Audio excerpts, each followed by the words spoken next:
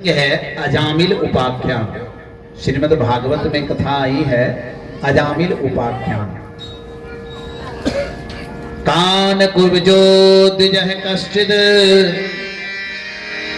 दासीर पतिर अजामिल नामना नष्टो सदाचारः दास्याः संसर्ग दुःखितः।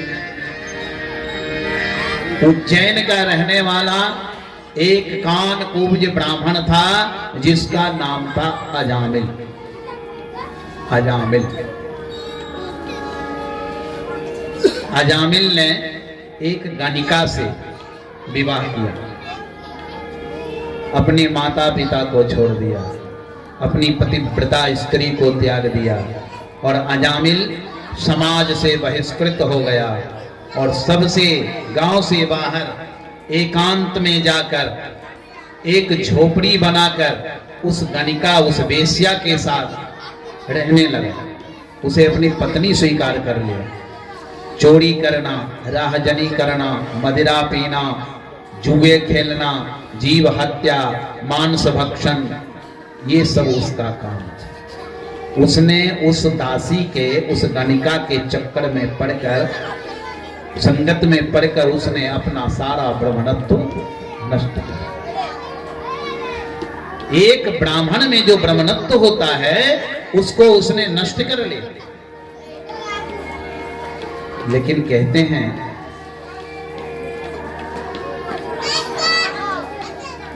कि साधुओं की कृपा क्या नहीं कर देती। एक समय की घटना है, अजामिल के उस गांव में कुछ साधु लोग आए।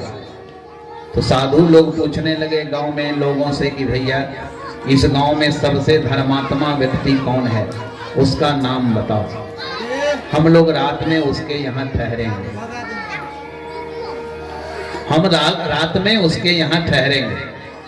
तो गांव के लोगों ने हंसी में, मजाक में साधुओं को बता दिया कि महाराज इस गांव में तो सबसे धर्मात्मा अजामिल है, उसी के यहाँ जाइए। साधु संतों को क्या पता कि अजामिल पापी है कि धर्मात्मा है। उनको जो बताया गया वो मान लिए। साधु लोग क्या किए, अजामिल के यहाँ पहुंच गए। तब तक अंधेरा हो गया। अजामिल की पत्नी वो गणिका निकली। वो बोली महाराज आप लोग किधर आ गए भटकते भटकते। साधु संत बोले कि अरे देवी, गांव के लोग बताए ये अजामिल धर्मात्मा का घर है। वो गणिका बोली महाराज ये धर्मात्मा अजामिल का घर नहीं, ये पापी अजामिल का घर है। साधु संत बोले अब चाहे पापी हो या धर्मात्मा, और जब हम आ गए तो यदि वो पापी भी है तो उसको धर्मात्मा बना के जाएंगे। बोलो राधे राधे।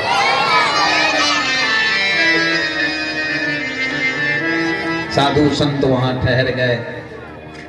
रात्रि में अजामिल आया, सो गया। सवेरे उसकी आंख खुली तो साधु संत ने अजामिल को बुलाया इधर।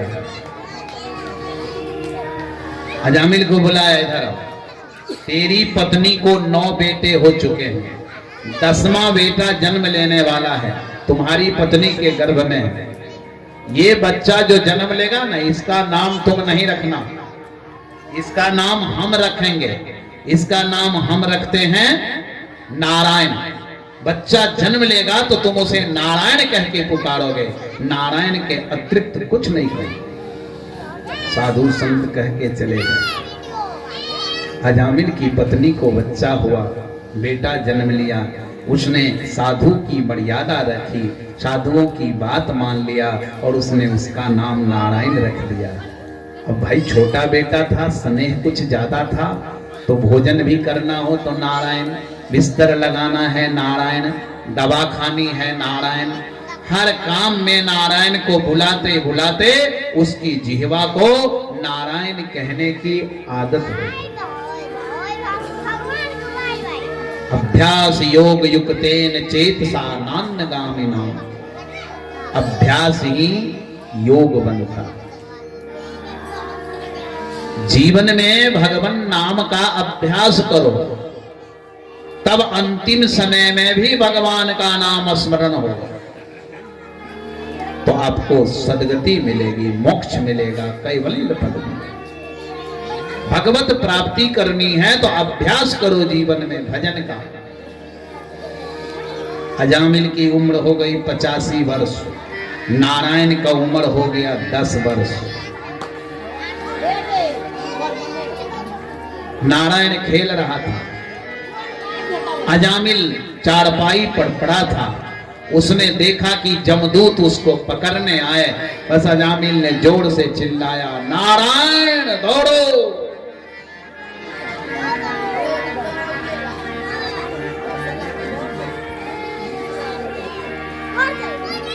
श्री सुखदेव जी महाराज कहते हैं परीक्षित जी से, निसम्म्रियमानस्य पूर्वतो हरि कीर्तनम भरतोर नाम महाराज पार्षदा सहसा निसम्म्रियमानस्य पूर्वतो हरि कीर्तनम। अजामिल ने जोर से बोला, नारायण दौड़ो। बस नारायण दौड़ के नहीं आया, यानी ये नारायण नहीं सुना उसका बेटा, लेकिन वो नारायण सुना। वो नारायण अपने दूत को भेजे। भगवान के पार्षदगण तुरंत अजामिल के पास पहुंच गए और अजामिल से भगवान के दूतों ने, यमदूतों से कहा, अजामिल को छोड़ दो, इसका सारा पाप नष्ट हो गया, क्योंकि इसने भगवान नाम उच्चारण किया अंतिम क्षण में, इसलिए अब इसके पास पाप किंचित मात्र भी नहीं। यमदूतों ने कहा, ये भगवान के दूतों से कि सुनो, इसने तेरे नारायण को नहीं बुलाया है, तब इसने तो अपने बेटे नारायण को बुलाया।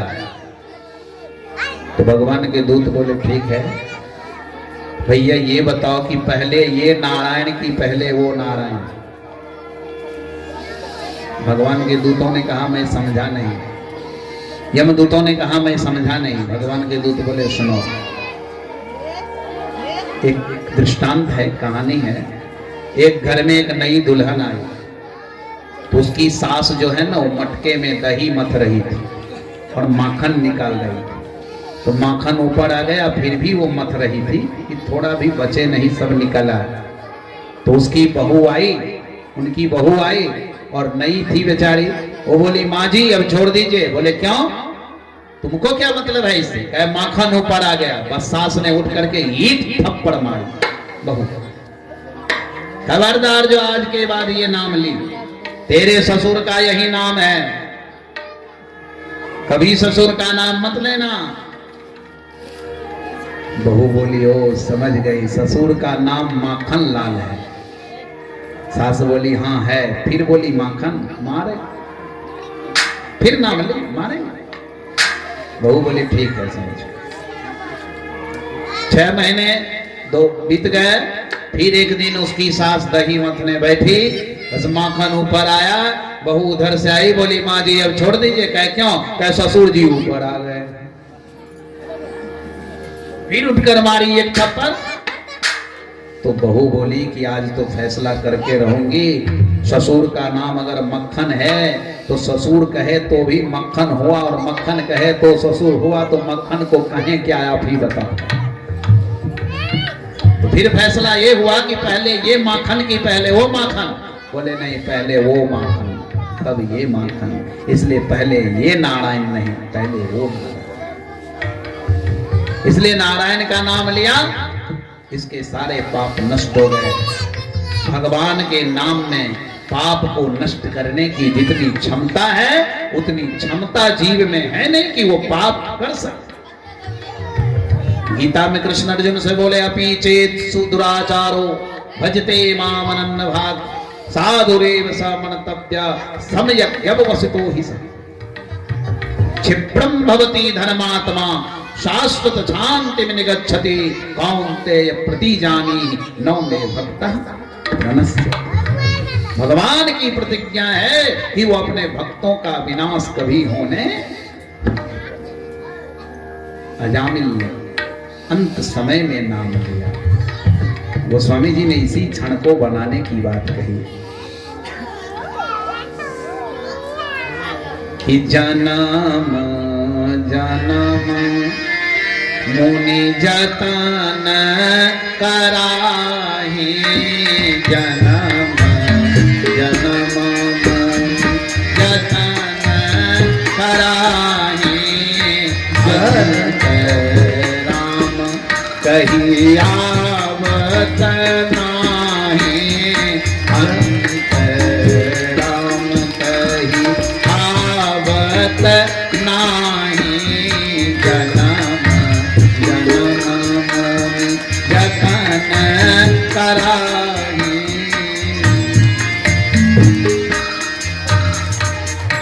जन्म जन्म मुनि जतन कराही, अंत राम कही आवत नाही। अजामिल ने अंतिम क्षण में नारायण कहा और उसको चेतना आ गई और हरिद्वार में जाके 21 वर्ष तक नाम जप की साधना करके मुक्ति प्राप्त किया। इसलिए परमात्मा से श्रेष्ठ परमात्मा के नाम की महिमा है। इसलिए नरकों से बचना है, नरक की यातनाओं से यदि बचना है तो प्रेमियों भगवान का नाम स्मरण करो, नाम जप करो। नाम महिमा को कोई पार नहीं पाया, नाम महिमा से बढ़ के कुछ नहीं। कुछ देर के लिए ये भी मान लो कि भगवान आपसे प्रसन्न नहीं है तो कोई बात नहीं है, लेकिन यदि भगवान का नाम लेते हो तो उनकी व्यवस्था हो जाएगी कि आप पर प्रसन्न होना पड़ेगा, उन्हें आप पर कृपा करनी पड़ेगी उन्हें। यही नाम की महिमा है। अभी तो अजामिल गजगन काओ मुकुट भये हरि नाम प्रभावो, ये हरि नाम महिमा। यजुर्वेद, ऋग्वेद, सामवेद, अथर्ववेद ये सब भगवान के नाम में समाहित हैं। हरि का 2 अक्षर का जो नाम है उसमें 4 वेद निहित हैं, 6 शास्त्र निहित हैं, 18 पुराण का रहस्य है। इसलिए जो हरि नाम जपता वो न नरक जाता है न उसे नरक की यातनाएं होती हैं। ये नाम की महिमा है। नाम के प्रभाव से अजामिल का उद्धार हुआ, नाम के प्रभाव से सबरी तर गई, नाम के प्रभाव से मीरा तर गई, नाम के प्रभाव से गणिका तर गई। हरि नाम महिमा जिसने जान लिया, जो नाम जप किया, नाम कीर्तन किया, उसे कुछ करने की आवश्यकता नहीं है। बोलो राधे।